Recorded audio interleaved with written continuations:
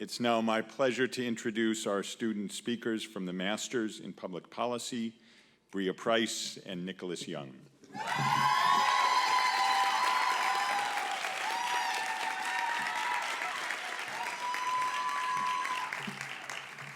Thank you, Dean Weil. First, thank you for the opportunity to our faculty and staff of the MPP program, as well as the 2019 MPP graduates. So Nick and I are going to tell you a little story. We met during an awkward canoe trip during orientation. We talked the whole time, and I was truly captivated by Bria's vision for education. And after listening to her for however many hours it was, I was ready to join her movement. I remember Nick's confidence, sense of conviction, and perseverance to seek change and take risk to turn endings into new beginnings. And this is how the MPP story begins. So before Heller, I was never a great student. I would say even opening my backpack could be a monumental task. But after the 2016 election, policy work took on a new urgency as the world looked very, very different. Our cohort stepped on campus for the first time with a shared sense of purpose. Even though we had our own personal missions, and I found my own crusade, economic justice. And when I would indignantly start spouting off about it, the cohort always responded with affirmation. This, to me, was the most amazing dynamic in our group. No one's personal mission came at the expense of anyone else's. And to my great surprise, at the end of my first semester, my grades came back and I had done really well.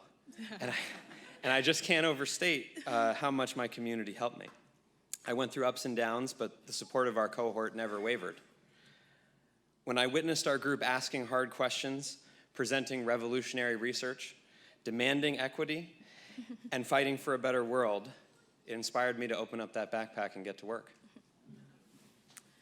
The most disrespected, unprotected, neglected person in America is the Black woman.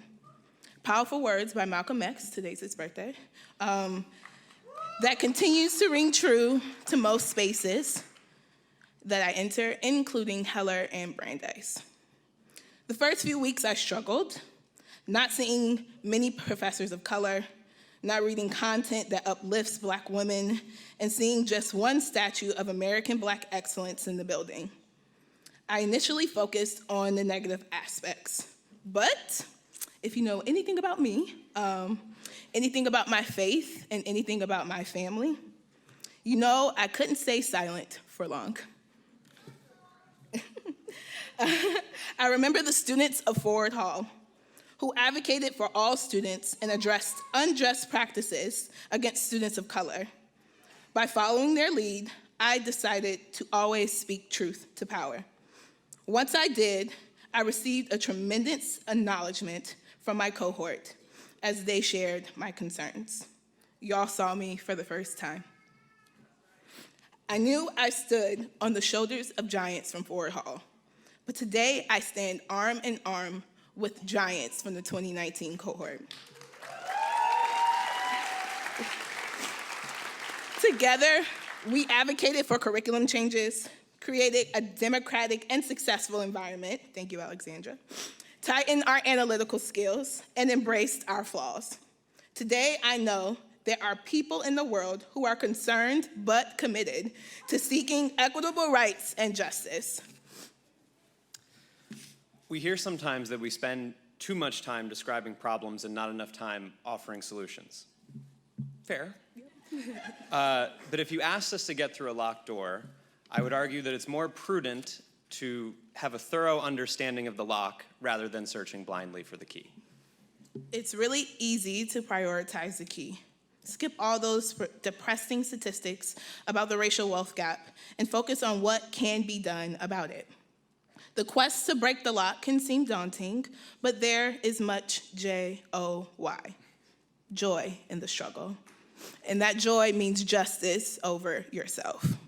Joy comes from the internal clarity within your purpose. As Heller graduates, we know our purpose is justice, and your fight for justice brings me joy. So fellow graduates, let's continue to speak hard truths, break locks, and always spread joy. Thank you.